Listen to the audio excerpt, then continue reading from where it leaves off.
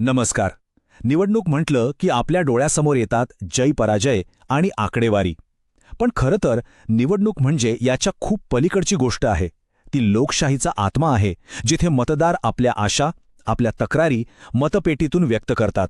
आज आपण महाराष्ट्रातल्या भोकर मतदारसंघाच्या निकालाचं एक सखोल आणि निष्पक्षपाती विश्लेषण करणार आहोत.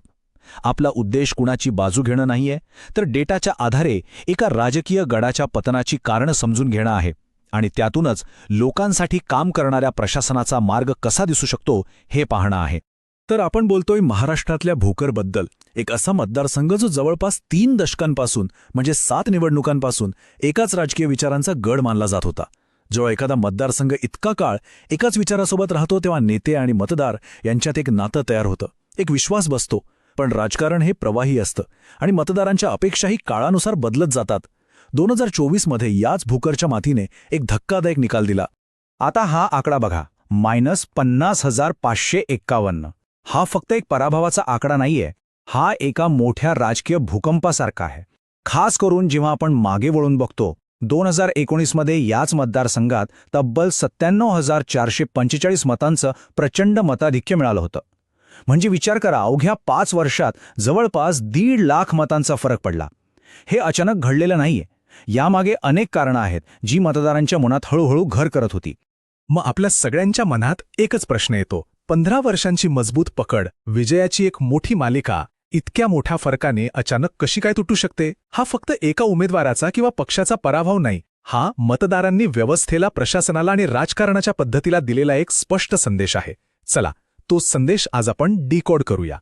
हे सगळं समजून घेण्यासाठी आपण 6 टप्प्यांमध्ये पुढे जाऊ. आधी बघू भोकरमध्ये जमिनीवर काय परिस्थिती आहे. मग 2024च्या आकड्यांचा अर्थ लावू. त्यानंतर इतिहासात डोकावू, पराभवाची कारणं शोधू आणि शेवटी यातून पुढे सुशासनाचा आणि विजयाचा मार्ग कसा काढता येईल याचा एक ठोस आराखडा पाहू. तर सुरुवात करूया पहिल्या भागापासून. भोकर, जमिनीवरचं वास्तव, मातीचा आवाज ऐकणं. कोणत्याही मतदारसंघाचं राजकारण समजून घ्यायचं असेल ना, तर आधी तिथल्या मातीचा आवाज ऐकावा लागतो. तिथल्या लोकांच्या रोजच्या जगण्यात, त्यांच्या संघर्षात डोकावून बघावं लागतं. कारण राजकारण हवेत नाही, तर लोकांच्या आयुष्यातून जन्माला येतं. भोकरमधल्या एका शेतकऱ्याच्या मनातली ही गोष्ट. तो म्हणतो, साहेब, आमच्या कापसाला, सोयाबीनला भावच मिळत नाही. काळ्या आईची सेवा करून पोट भरत नाहीये. पोरं शिकली, पण हातात काम नाही. मग सांगा, आमच्या मनात राग नाही येणार तर काय? हे फक्त एका माणसाचे शब्द नाहीयेत. हा तिथल्या संपूर्ण कृषी समाजाच्या मनातला आवाज आहे. आणि हा असंतोष फक्त शेतीपुरता मर्यादित नव्हता. तुम्ही बघा, पिकांना योग्य भाव नाही, पाण्याची टंचाई, मुदखेडसारख्या भागात रस्ते खराब आहेत, वीज कधी येते जाते काही पत्ता नाही, महागाईने तर कंबरडं मोडलंय आणि तरुणांच्या हातात नोकरी नाही. या सगळ्यावर मराठा आरक्षणासारख्या मुद्द्यांवरून एक वेगळीच अस्वस्थता. या सगळ्या छोट्या छोट्या गोष्टी एकत्र आल्या आणि त्यांनी एका मोठ्या नाराजीच्या लाटेचं रूप घेतलं. आणि हे महत्त्वाचं आहे, कारण आपलं संविधान प्रत्येक नागरिकाला सन्मानाने जगण्याचा हक्क देतं. जेव्हा मूलभूत गरजाच पूर्ण होत नाहीत, तेव्हा तो सन्मान कुठेतरी हरवतो. आता वळूयात दुसऱ्या भागाकडे. जमिनीवरची ही नाराजी मतपेटीत कशी बदलली, आकडे काय सांगतात ते पाहूया. कारण लोकशाहीत शेवटी भावना आकड्यांमध्येच बोलतात. हे आकडे बघा, भोकरमध्ये एकूण मतदार आहेत 2,79,000. मतदान झालं 74% जास्त. हे खूप महत्त्वाचं आहे. याचा अर्थ मतदार जागरूक होते, त्यांना काहीतरी बदलायचं होतं. आणि निकाल, काँग्रेसला मिळाली 35.41% मतं, तर भाजपच्या उमेदवाराला मिळाली तब्बल 57.08% मतं, म्हणजे थेट 22%चा फरक. आणि विजयाचं अंतर होतं 50,000पेक्षा जास्त. हे आकडे सांगतायत की हा बदल खूप मोठा आणि निर्णायक होता. पण या बदलाची खरी तीव्रता आपल्याला 2019ची तुलना केल्यावर कळते. 2019मध्ये काँग्रेसला मतं होती 67.78%, एकतर्फी विजय होता तो. आणि 2024मध्ये तोच आकडा कोसळून आला थेट 35.41%. म्हणजे बघा, तब्बल 32%ची घसरण. राजकारणात एवढा मोठा स्विंग सहजासहजी दिसत नाही. याचा स्पष्ट अर्थ आहे की मतदारांनी फक्त नाराजी नाही दाखवली, तर त्यांनी एकाला नाकारून दुसऱ्याला संधी देण्याचा पक्का निर्णय घेतला.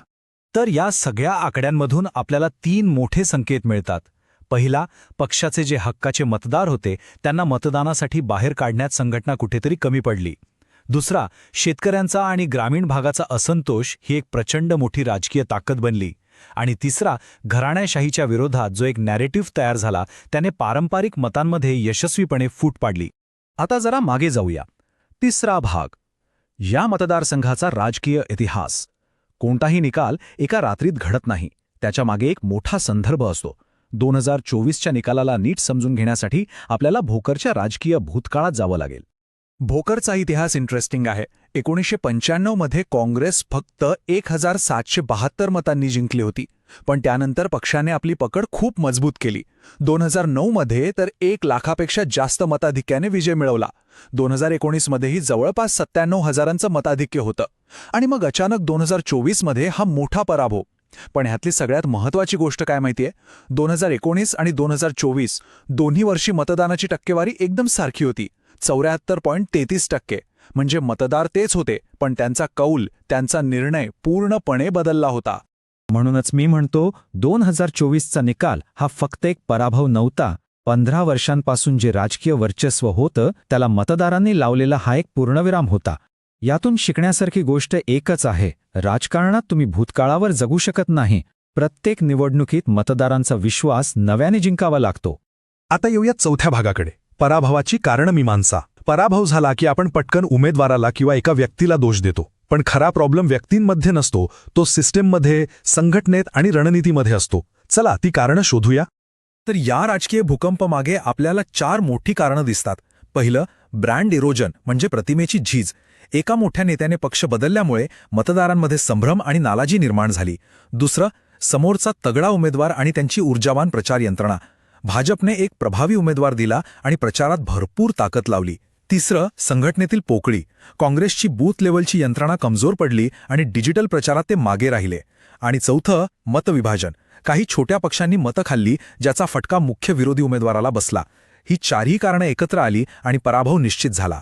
ठीक आहे, आत्तापर्यंत आपण समस्या पाहिल्या, त्यांचं विश्लेषण केलं. पण फक्त समस्या सांगून काय होणार? ह्यातून बाहेर पडण्याचा मार्ग काय? 5वा भाग, सुशासनाचा आराखडा. गमावलेला विश्वास परत कसा मिळवायचा आणि मतदारसंघाला पुन्हा विकासाच्या वाटेवर कसं आणायचं? यासाठी एक 4 सूत्री रणनीती वापरता येईल, ज्याला आपण चतुर्मुख सिद्धांत म्हणू शकतो. पहिला चेहरा निवडणुकीचा. म्हणजे लोकांमध्ये जा, आपल्या मूळ मतदारांना पुन्हा जोडा आणि मित्रपक्षांसोबत मिळून काम करा. दुसरा चेहरा संघटनेचा. म्हणजे बूथपासून संघटना पुन्हा मजबूत करा. तिसरा चेहरा नॅरेटिव्हचा. म्हणजे आपली लढाई ही विकासविरुद्ध विभाजन आणि जनशक्ती विरुद्ध धनशक्ती अशी लोकांसमोर मांडा. आणि चौथा, संसाधनांचा चेहरा. म्हणजे उपलब्ध साधनांचा आणि डिजिटल मीडियाचा योग्य, प्रभावी वापर करा. रणनीतीसोबतच उमेदवाराचं विश्लेषणही महत्त्वाचं आहे. काँग्रेसचे उमेदवार के. कोंढेकर पक्षाचे निष्ठावंत कार्यकर्ते होते, पण त्यांच्यावर असलेल्या 2 कायदेशीर प्रकरणांमुळे प्रतिमेला थोडा धक्का लागला. विधानसभेसाठी नवीन चेहरा असल्यामुळे प्रशासकीय अनुभवाची कमतरता होती. त्यांना हायकमांडचा पाठिंबा होता, तरुणांमध्ये अपील होतं, पण समोरचा प्रतिस्पर्धी खूपच तगडा होता. या सगळ्या गोष्टींचा विचार करून पुढची रणनीती आखावी लागेल. आणि आता शेवटचा 6वा भाग, विजयाचा मार्ग. कोणतीही मोठी रणनीती कागदावर छान दिसते, पण ती प्रत्यक्षात कशी आणायची? त्यासाठी एक कालबद्ध आराखडा लागतो. ही आहे 90 दिवसांची विन बॅक लॅडर, म्हणजेच पुनरागमनाची शिढी. ही 90 दिवसांची योजना सोपी आहे, 3 टप्प्यांची आहे. पहिले 30 दिवस म्हणजे 90 ते 60 हे संघटन आणि संदेशासाठी आहेत. या टीम्स बनवा, एक नवी मोहीम सुरू करा आणि स्थानिक जाहीरनामा तयार करा. मधले 30 दिवस म्हणजे 59 ते 30 थेट लोकांची संपर्कासाठी आहेत. ग्रामसभा ब्लिट्झ सारखे कार्यक्रम करा, स्थानिक नेत्यांना भेटा आणि मीडियात एक सकारात्मक प्रचार करा. आणि शेवटचे 30 दिवस म्हणजे 29 ते 0 हे फक्त आणि फक्त बूथ मॅनेजमेंटसाठी. यात पोलिंग टीम्स, मोठ्या सभा आणि मतदानाच्या दिवशी मतदारांना सर्व प्रकारची मदत करणे यांचा समावेश आहे. तर या सगळ्या विश्लेषणाचा शेवटचा आणि सर्वात महत्त्वाचा मुद्दा काय? तो म्हणजे लोककेंद्रित प्रशासन. ही एक अशी व्यवस्था आहे जी लोकांचं ऐकते, संघटना मजबूत करते, प्रामाणिकपणे बोलते आणि फक्त लोकांच्या सेवेचं काम करते. आणि इथे एक गोष्ट लक्षात ठेवणं खूप महत्त्वाचं आहे. आजच्या राजकारणात डेटाचा वापर अपरिहार्य आहे, पण आपल्या देशाच्या कायद्यानुसार प्रत्येक नागरिकाच्या माहितीचा, त्यांच्या गोपनीयतेचा आदर करणं, त्यांच्या परवानगीशिवाय ती न वापरणं हे आपलं कर्तव्य आहे. लोकांचा विश्वास जिंकणं हे डेटाच्या आकड्यांपेक्षा खूप मोठं आहे. If you want to become a people-centric leader and uplift your constituency, get in touch with blueprintstrategies.ai at mgr@blueprintstrategies.ai or call 080-4204-1602. Purpose beyond politics.